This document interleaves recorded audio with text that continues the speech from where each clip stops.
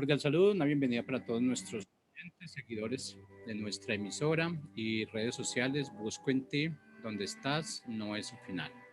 Hoy es miércoles 9 de junio del 2021.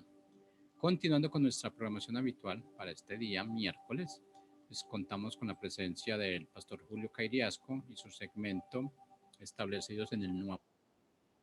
Realmente, pues, estos temas que hemos estado tratando en estos días han sido viendo lo que es una verdad que está escrita y esa verdad, pues, nos la trae el pastor Julio. Así es que le damos la bienvenida. Pastor, bienvenido, ¿cómo está? Muy buenas tardes para todos. Jorge, muy bien, gracias a Dios. Aquí listos para seguir con este tema tan maravilloso, con esta palabra que oramos a Dios que pueda ser de gran bendición para el cuerpo de Cristo. Eso es lo que anhelamos, que el cuerpo de Cristo sea edificado y que podamos estar establecidos como es el segmento en el nuevo pacto, y que entender que estar establecido en el nuevo pacto no es un asunto nuevo, no es un asunto de una nueva moda que hay, una nueva onda, o una nueva teología, o una nueva doctrina, o una nueva enseñanza. No, nada que ver. Esto tiene que ver con lo que Dios se había propuesto en sí mismo. En Efesios hay un pasaje que habla de eso y creo que hoy lo vamos a tocar más adelante. Entonces, vamos a continuar con nuestro tema. Y hablábamos entonces de Esaú y Jacob, lo primero y lo segundo. Y terminamos la semana pasada comprendiendo cómo fue que Esaú perdió la primogenitura. Y básicamente él la pierde porque pierde los derechos, porque desprecia lo eterno por ganar algo temporal, algo pasajero. Él no vio más allá de su presente, se enfocó en lo terrenal, lo natural. Solo le interesaba satisfacer su deseo en su carne, pero nunca pudo ver lo eterno. Yo voy a morir, ¿para qué me sirve la primogenitura? Ese solo quiere sobrevivir al momento, pero no tiene en mente trascender a algo mayor. Y explicábamos también entonces que como Esaú es tipo de ese primer Adán, de ese primer hombre, de ese primer Israel en la carne, hablábamos de Israel, que ellos tampoco pudieron ver lo eterno, tampoco pudieron ver lo celestial, sino que en el momento ellos solo querían satisfacer su necesidad humana, temporal, natural. Despreciaron a Cristo, despreciaron el maná, que era un tipo de Cristo, despreciaron el entender a dónde Dios los llevaba, y por eso quedaron postrados en el desierto. Entonces, todas las quejas en el desierto tenían que ver con el temor a la muerte. Y aquí voy a entrar en materia. Esaú necesita comer, porque si no come se muere. Necesita satisfacer su necesidad natural. Él no se quiere morir y prefiere gestionar una medida de supervivencia antes que mirar quizás el proceso para poder conectar con lo que Dios quiere en lo eterno. Yo quiero leer Hebreos 2, 14, 15. Hebreos 2, 14, 15. Dice de la siguiente manera: así que por cuanto los hijos participaron de carne y sangre, él también participó de lo mismo, está hablando de Cristo, para destruir por medio de la muerte al que tenía el imperio de la muerte. La palabra allí destruir es la palabra catargeo en el original, y esta es una palabra que traduce atar, anular, cancelar, abolir, eliminar, ¿sí? Destruir al que tenía el imperio de la muerte, esto es al diablo. Eso fue lo que ya Cristo ha logrado en la cruz. Y dice, y librar a todos los que por el temor de la muerte estaban durante toda la vida sujetos a servidumbre. Présteme atención. Tenemos que entender algo aquí. Por naturaleza somos esclavos al temor de la muerte. Es una condición natural, es una condición del ser humano.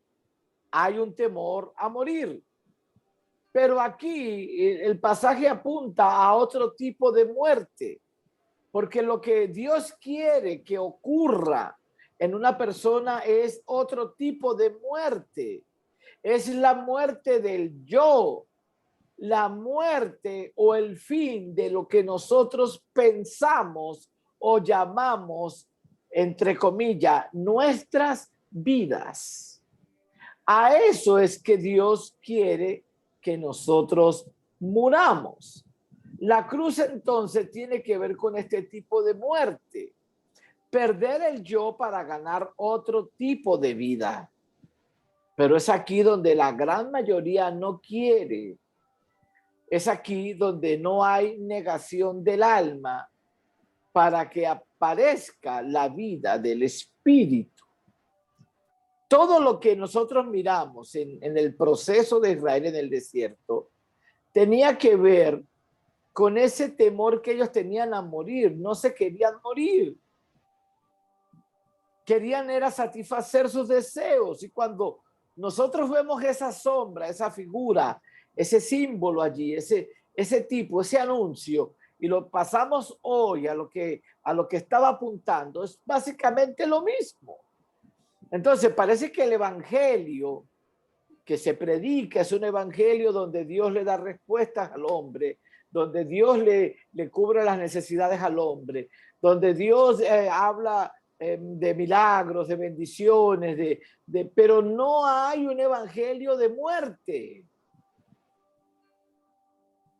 Yo lo he dicho en otras transmisiones, cuando Pablo escribe su carta a Filipenses, capítulo 3, él dice en el versículo 10 que él quiere ser semejante al Señor en su muerte. Pablo pudo ver a Cristo glorificado. Lo subieron al tercer cielo. Cristo había sido revelado. Pero es curioso que cuando Pablo dice que quiere ser semejante al Señor, él no quiere ser semejante en su gloria ni en su esplendor. Él quiere ser semejante en su muerte. Porque Pablo entendía que solo teniendo esa condición de muerte al yo, era que la vida del espíritu podía aparecer. Nosotros vemos hoy la vida de evangelio que se vive de cristianos, y todos quieren avivamiento, todos quieren gloria, todos quieren bendiciones, todos quieren abundancia, todos quieren prosperidad, pero no se habla de muerte. El evangelio de la cruz, el evangelio de la muerte, es un evangelio que no está en los púlpitos, o al menos en la gran mayoría de los púlpitos. Entonces, cuando vemos a Esaú escogió el yo, la autoprotección, la vida en la carne por encima de la vida del espíritu. Renunció al derecho de ser hijo y las bondades de ser primogénito para satisfacer sus deseos. Desperdiciar y despreciar la primogenitura es intentar acercarse a Dios en la carne. Pero Dios no tiene ninguna bendición para el hombre adámico en la carne. Dios no tiene nada, y eso lo vamos a ver más adelante, porque Esaú va a llorar y llorar y llorar, y resulta que por más que lloró, el padre no tenía nada para él, porque básicamente Esaú, como tipo del primero, del hombre adámico, del primer Israel, Pueden llorar, pueden gemir, pueden clamar, pueden hacer vigilia, pueden hacer ayuno, pueden hacer clamores, pero si es el primero el que está orando, llorando y clamando, Dios dice, no tengo nada para ti, no tengo nada que darte. Dios no tiene ninguna bendición para el hombre adámico en la carne. Y esto es lo mismo que sigue ocurriendo hoy. Dios a los hijos les ha ofrecido en Cristo la primogenitura. ¿Qué dice Romanos 8:29? Vamos a ir avanzando, porque este tema me apasiona y oro, Dios mío, que esta palabra corra por las redes, que corra en YouTube, que corra en Facebook, que corra en Instagram, que alguien oiga esto, que se detenga. Y si está en un caminar cristiano sin entender esto, que haga un alto. Y si nunca lo ha oído y nunca es parte de nada, pero es una persona que por gracia Dios la tiene y oye esto, entonces que conecte directamente con la realidad de lo que Dios quiere manifestar en los hijos de Dios. Dice Romanos 8:29. Recuerde que el 28 es un texto muy conocido y no lo podemos desligar, porque a los que aman a Dios, todas las cosas nos ayudan a bien. Esto es a los que conforme a su propósito, no nuestro propósito, su propósito, son llamados. Somos llamados a cumplir su propósito. A nosotros nos enseñaron que Dios nos llamó porque tenía un propósito para nosotros. Eso no es correcto. Dios no tiene un propósito para cada persona. Dios tiene un propósito para él. Para nosotros hizo planes, hizo diseño, etcétera, etcétera. Pero todo va a trabajar para su único y eterno propósito. Quizás más adelante hagamos una serie sobre el eterno propósito de Dios y desglosemos todo este tema bien, pero hay un propósito. Entonces el versículo 29 lo dice, porque a los que antes conoció, también los predestinó para que fuesen hechos conforme a la imagen de su Hijo. Ahí tiene el propósito. El propósito. Pablo dice en Efesios 3:11, conforme al eterno propósito que hizo en Cristo. Al eterno, no dice a los eternos propósitos. Uno solo. Dios hizo un solo propósito, es eterno y lo hizo en su Hijo. Y ahora, la manera que Dios nos conecta a nosotros, a su pueblo, con ese eterno propósito, es que Dios tiene una expectativa, que nosotros seamos hechos conformes a la imagen de su Hijo. Y ahí dice, para que Él sea el primogénito entre muchos hermanos. O sea que estamos hablando de una generación de primogénitos, donde Cristo es nuestro hermano mayor y de ahí para abajo todos somos en él primogénitos.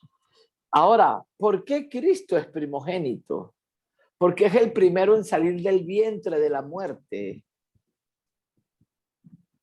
Es la semilla que cayó en tierra y murió para surgir como una nueva vida, una nueva creación. Tenemos que experimentar entonces que el mismo proceso con él, porque si no experimentamos ese proceso, entonces nunca seremos hechos conforme a la imagen del Hijo. Y es aquí donde está el asunto de la figura, de la sombra, del tipo de Saúl y Jacob, porque más adelante, hoy no, seguramente no lo vemos, porque no nos va a dar el tiempo. Yo tengo en mi espíritu el deseo de impartir esta palabra hoy. Vamos a mirar cómo es que Rebeca, tipo de la iglesia, prepara el escenario, prepara el encuentro para que Jacob reciba la bendición del Padre, para que el segundo reciba la bendición. Pero estamos viendo por qué el primero desprecia y por qué hoy el primero no tiene acceso a la bendición. Porque para tener acceso a esa bendición, tú tienes que ser como ese primogénito. Hay un primogénito que es Cristo entre todos hermanos, pero de ahí hay una generación de primogénitos. Ese es el deseo de Dios, al Cristo formarse en su pueblo, en sus hijos, en su iglesia, en su cuerpo. Esa generación de primogénitos. Entonces allí hay acceso en el segundo a la bendición del Padre. Esaú no tendría ya acceso porque él lo había menospreciado, él lo había despreciado, él lo había quitado el valor, para él no era importante. Yo me voy a morir y eso para qué. Yo mejor prefiero comerme aquí mi platico de lenteja, llenar mi vientre, tranquilo, me satisfago temporalmente, y a quién le importa algo que tenga trascendencia.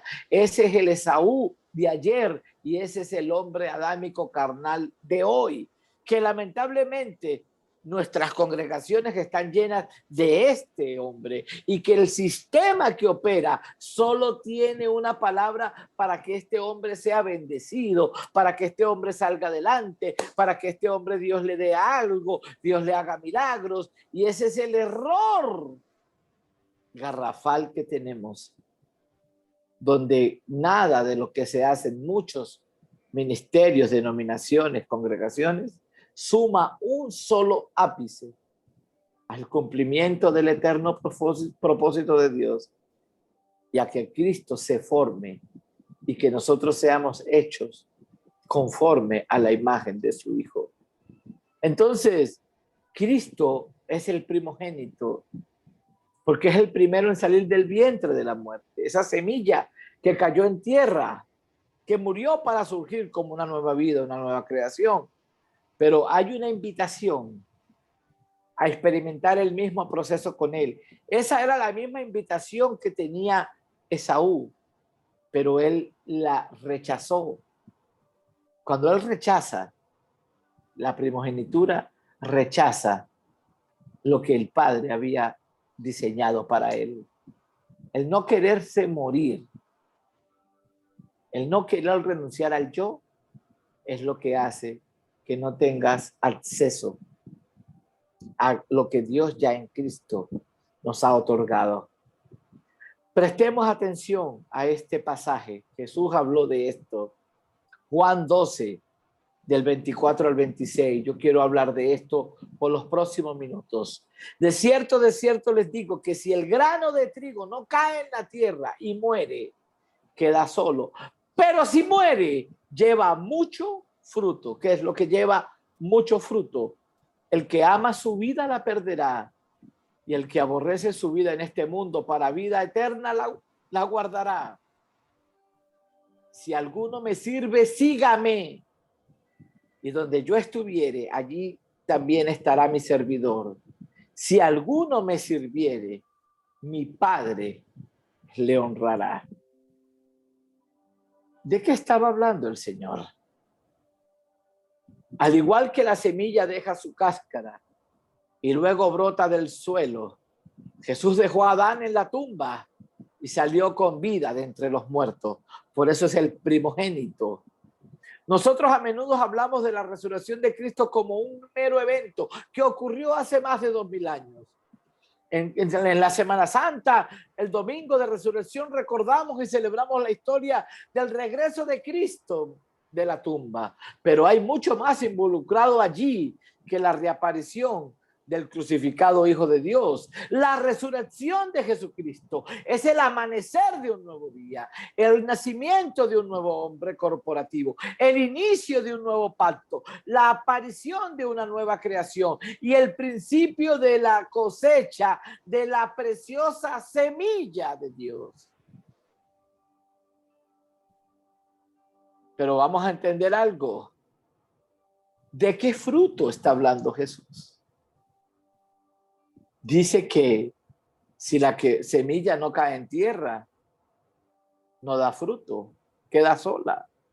Pero si muere, lleva mucho fruto. ¿De qué fruto está hablando? Está hablando de él mismo, del incremento de su semilla. Él era el que iba a morir. Esa era la semilla que iba a ser plantada, sepultada. pero que brotaría como un primogénito, como una nueva creación, un nuevo hombre, una nueva criatura, un nuevo pacto. Establecería una nueva realidad para los hijos. Está hablando de él mismo, del incremento de su semilla en las almas de los que han sido vivificados juntamente con él. Jesucristo fue plantado en la tierra como una semilla solitaria y muerta. Pero de la misma manera que la semilla del agricultor es sembrada en la tierra con gran expectativa de cosecha, ningún sembrador siembra una semilla sin tener expectativas de que va a tener una cosecha. De la misma manera, el Padre ha sembrado a su Hijo con una expectativa muy grande, tener una cosecha. Y así fue sembrada la semilla de Dios en la muerte, solo para que apareciera de nuevo con un incremento de su género. Este incremento no consiste en muchas otras semillas que intentan copiar la original. La cosecha de Dios es el incremento de uno, del que fue plantado, del que ahora ha resucitado. Y ese incremento será en y a través de muchas ramas que están unidas a él. Jesús lo habló entonces mucho más claro en la parábola de la vid verdadera. Dios llama a cada miembro del cuerpo de Cristo a permanecer en la vid y a llevar fruto. Vamos a leer estos pasajes que están allí en el capítulo 15 del Evangelio según San Juan. Capítulo 15, verso 1 y 2. Yo soy la vid verdadera, mi Padre es el labrador. Todo pámpano que en mí no lleva fruto lo quitará, y todo aquel que lleva fruto lo limpiará para que lleve más fruto. Diga conmigo fruto, diga conmigo más fruto. Juan 15, 8. En esto es glorificado mi Padre, en que llevéis mucho fruto, diga mucho fruto. Tenemos fruto, más fruto. Ahora el verso 8 habla de mucho fruto. Dice, y seáis así mis discípulos. Y cuando llegamos al verso 15, al verso 16, perdón, de Juan 15, dice, no me elegiste vosotros a mí, sino que yo los elegí a vosotros y los he puesto para que vayáis y llevéis fruto y vuestro fruto permanezca, para que todo lo que pidieres al Padre en mi nombre lo dé. Ahora habla de un fruto permanente. Fruto, más fruto, mucho fruto, fruto permanente. Entonces el incremento del fruto está allí en estos niveles. Primero hay un fruto. La expectativa del Padre. Hay un fruto. Él ha sembrado la semilla. Su Hijo lo ha tapado de tierra, ha muerto y ha quedado sepultado. Pero no quedaría allí. Él brotaría como el inicio de una nueva semilla. Y Dios espera una cosecha del incremento de esa semilla que ahora ha brotado como un nuevo hombre, como una nueva criatura, como una nueva creación, donde los hijos son las ramas que están unidas a él, que estamos, por eso estamos en él, y se revela al cuerpo. ¿Por qué estamos en él? Una de las cosas que tiene que entender el cuerpo de Cristo es que estamos en él porque Dios anhela que seamos el incremento de esa semilla que ahora es Cristo resucitado. Pero entonces, volvemos a preguntar, ¿qué es el fruto? Porque por años yo me voy a confesar. Uno pensaba que el fruto era el carro nuevo que Dios me dio, o la casa grande que Dios me permitió comprar, o la empresa que monté, o los muchos templos que construimos y la mucha gente que está metida en los templos, o no sé, o las redes, o los grupos, o tantas cosas que podemos hacer y que podemos presentar a Dios como fruto. Y Dios dice, ese no es el fruto que yo estoy buscando. Yo solo estoy buscando el incremento de mi hijo. Que mi hijo sea formado, que seamos hechos conforme a la imagen de mi hijo. El fruto no consiste en ramas ocupadas ni en ramas dotadas. El fruto siempre es el incremento de la semilla que ha sido plantada, tapada y que ahora ha brotado. Dios no está buscando el fruto de nuestras tareas, ideas, trabajo, desempeño, emprendimiento, ni habilidades naturales o individuales. Él desea la cosecha de la semilla que ha sido plantada en nuestra alma.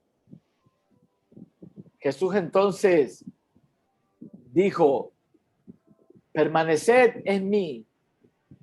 Juan 15, 4 y 5. Permanecer en mí y yo en vosotros.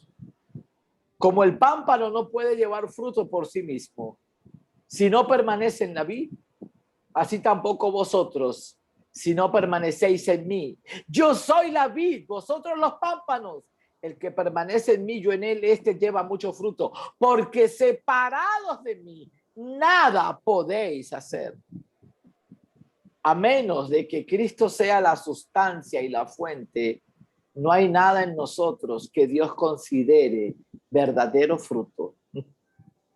Nada de lo que hagamos fuera de la realidad que somos en Él, porque estamos en Él, en la sustancia, en la verdad, en la realidad, en la semilla, en Cristo, en la fuente. Nada que hagamos fuera de eso, Dios lo va a considerar como un verdadero fruto. El texto dice, porque separados de mí, nada pueden hacer. Si pudiéramos parafrasear este texto, este pasaje, lo que Jesús estaba diciendo era algo como esto. Porque separados de mí, ustedes pueden hacer muchas cosas. Pero desde el punto de vista de mi Padre, todo aquello será equivalente a nada. Aunque con frecuencia este asunto no se entiende muy bien y a veces se presta para confusión, el labrador, que es el Padre, no tiene problemas en distinguir, en identificar el fruto plástico de la religión cristiana y el verdadero incremento de la semilla del fruto de Cristo, de su Hijo. Creer que porque tengo muchas cosas, muchos templos, mucha gente, tener muchas bendiciones naturales, porque tengo la camioneta del año, porque mire, y presento. Yo lo he dicho. La Iglesia Católica tiene miles de templos en todo el mundo y se llena muchos más que las congregaciones cristianas. Y eso no es evidencia del fruto que el Padre está buscando. Entonces, muchos grandes ministerios en el mundo piensan que porque tienen templos grandísimos de 5,000, de 10,000 personas y se llena y un poco de gente allí, pero Cristo no es la sustancia, Cristo no es la realidad, Cristo no se está incrementando, no hay el fruto, el más fruto, el mucho fruto, el fruto permanente de su Hijo. El Padre no tiene problema en hacer una separación entre el fruto de una religión plástica sin sentido y que no equivale a nada y el verdadero incremento de la semilla, el verdadero fruto, el que Cristo se forme en la vida de los hijos. Entonces, cuando leemos otra vez el capítulo 12 de Juan 24 al 26, nos damos cuenta de que allí hay una invitación. Nos damos cuenta de algo. Dice, lo quiero leer otra vez. De cierto os digo que si el grano de trigo no cae en la tierra y muere, queda solo, pero si muere lleva mucho fruto. El que ama su vida la perderá, y el que aborrece su vida en este mundo para vida eterna la ganará. Si alguno me sirve, sígame, y donde yo estuviere, allí también estará mi servidor. Si alguno me sirviere, mi Padre le honrará. Preste atención, porque en el versículo 24 está hablando de él mismo, de la semilla, del grano que va a caer a tierra, de su muerte, de su sepultura y de su resurrección. Pero en el verso 25 está hablando de nosotros.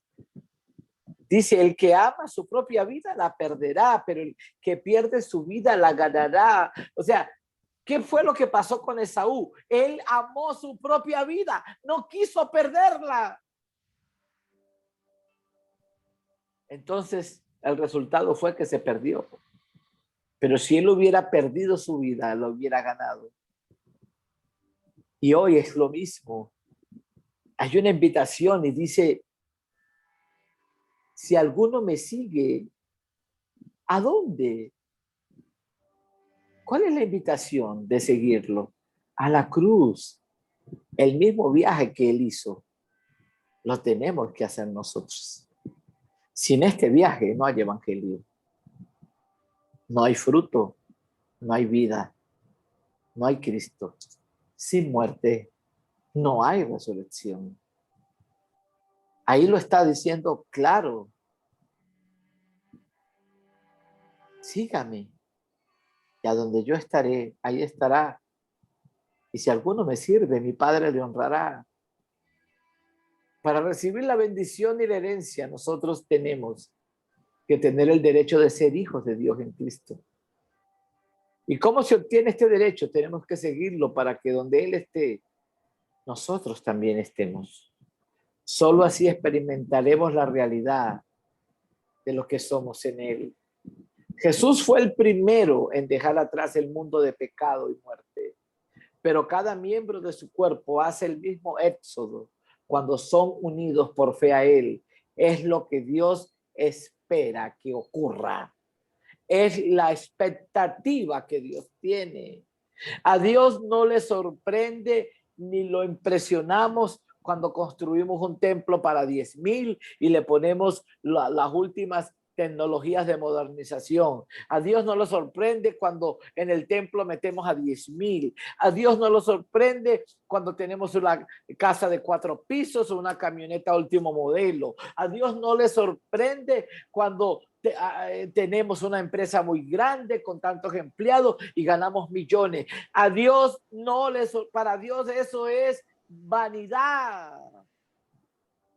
Lo único que Dios busca y espera es que su hijo, el incremento de su hijo, sea una realidad en la iglesia.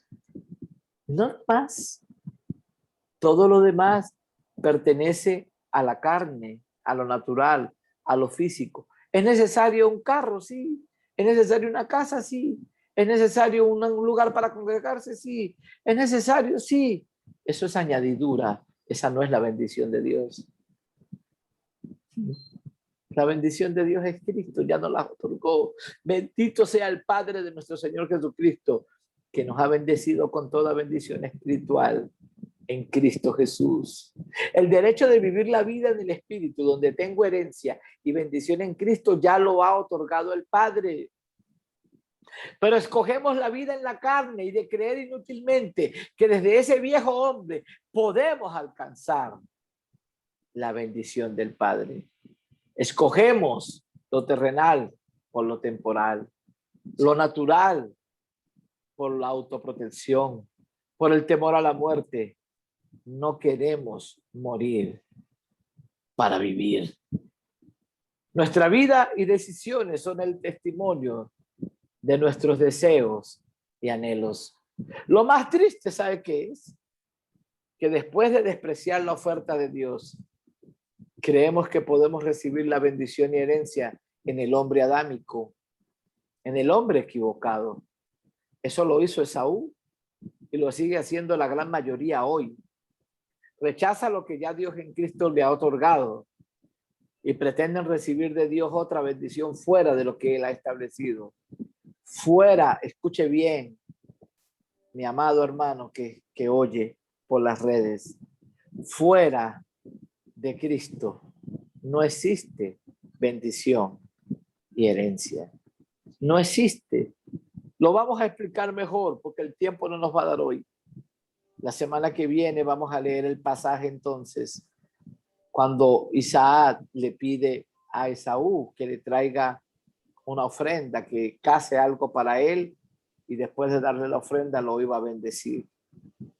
Y vamos a mirar que Rebeca y Jacob inventan un plan alterno. Y vamos a mirar en el pasaje que ellos engañan a Isaac y la bendición se la lleva Jacob por encima de Esaú. Y más adelante vamos a mirar cómo Esaú llora 1, 2, 3 veces para que el padre lo bendiga. Y el padre dice, no puedo, no tengo nada para ti.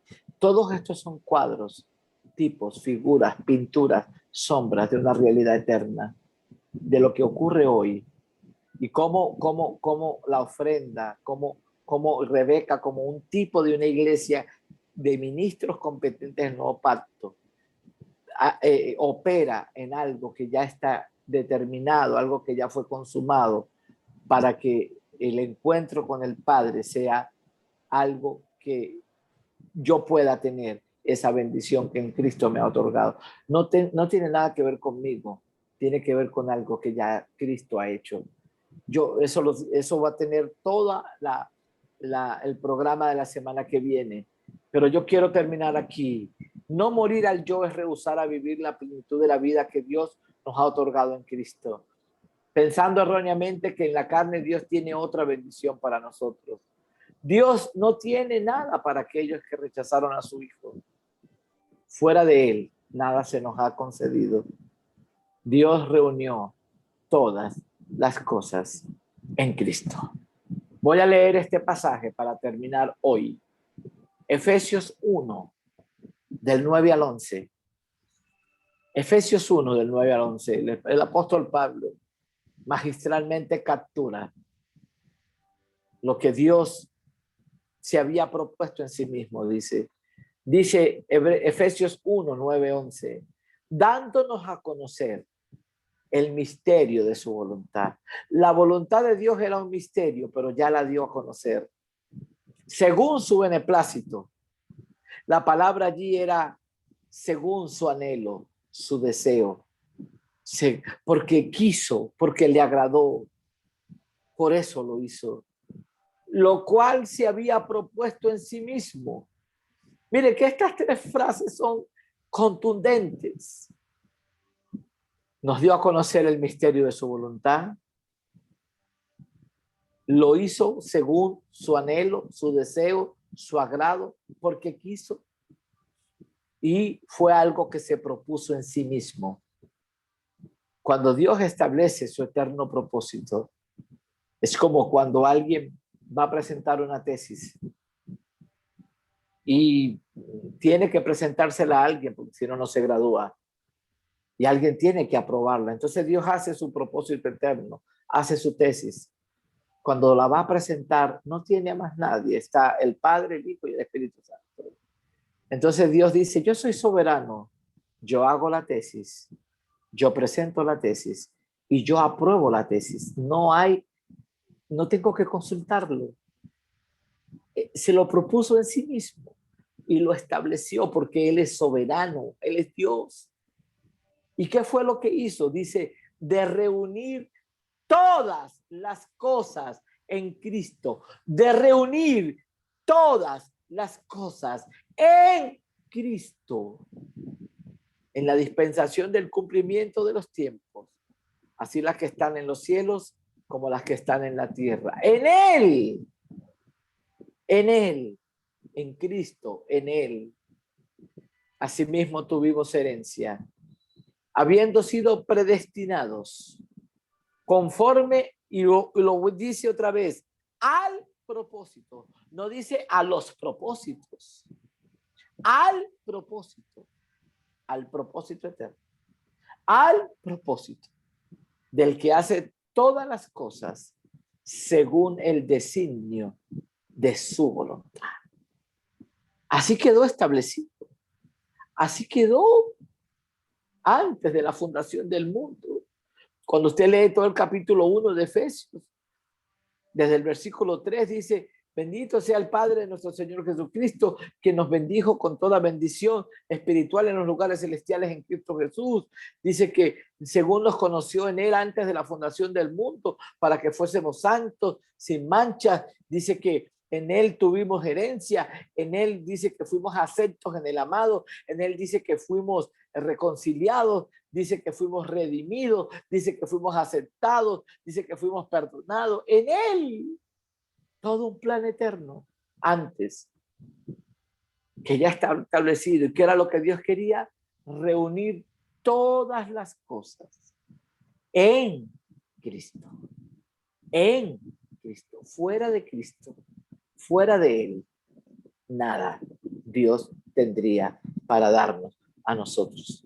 Predicar bendiciones, predicar. Yo aterrado he oído de hombres que supuestamente son hombres de Dios.